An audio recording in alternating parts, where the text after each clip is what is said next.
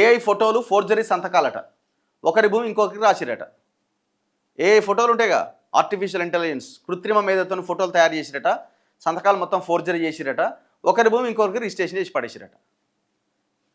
భూభారతిలో అక్రమంగా రిజిస్ట్రేషన్ అట, భూమి యజమానికి తెలియకుండానే మార్చి పడేసిరట. సిద్దిపేట జిల్లా వర్గల్లో ధరణి ఆపరేటర్ నిర్వాకం, బాధితుడు క్యాన్సర్తో 2 ఏళ్లుగా మంచం మీదనే ఉన్నాడట. బంధువుల ఫిర్యాదుతో విషయం వెలుగులోకి వచ్చింది.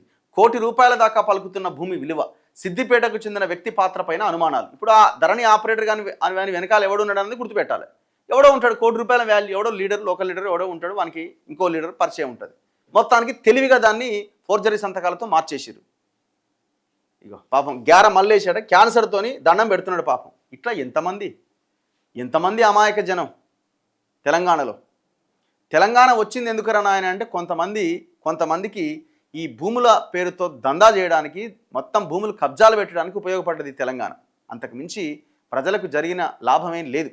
ఏదో వచ్చింది మన రాష్ట్రం అని అనుకోవడం తప్ప జరిగింది అయితే ఏం లేదు. ఉన్నది పోయింది, మొత్తం ఉన్నదంతా పోయింది. ప్రభుత్వానికి చెందిన భూములు పోయినాయి, ప్రజలకి చెందిన భూములు వాళ్ళకి నష్టం జరిగింది. దరిద్రపు ధరని తీసుకొచ్చి దళితులు, గిరిజనులు, బీసీల చేతిలో ఉన్న భూములు మొత్తం కొట్టేసారు కదా దాదాపుగా.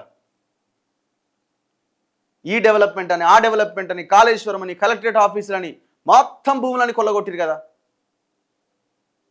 అప్పుడదే జరుగుతుంది, ఇప్పుడదే జరుగుతుంది. ఎవడు ప్రజల కోసం ఆలోచిస్తున్నాడు? ఇక ఇట్లాంటి ఇన్సిడెంట్స్ అయితే ఇక రానివి ఎన్నో. బుల్డోజ్ చేసి మరి అరాచకం, అసలు అందరూ ఉన్నారు ఇలా దొంగలు. ఇప్పుడు ఆడ మనిషే లేనిది మరి ఆడ కెమెరా తీసి ఆయన మరి మనిషేడే అని అడగడా? ఆడ కూడా ఏ బొమ్మను పెట్టిరా అయింది. ఇప్పుడు ఆడ ఆ ఫోటోలు ఎవరున్నారు, ఆధార్ కార్డులు ఎవరున్నారు, ఈ మనిషేనా అని అడగాలి కదా. అంటే ఇలా టోటల్ అందరు ఇన్వాల్వ్ అయ్యి దీని వెనకాల కూడా పెద్ద రాజకీయ నాయకుడు ఉన్నాడు.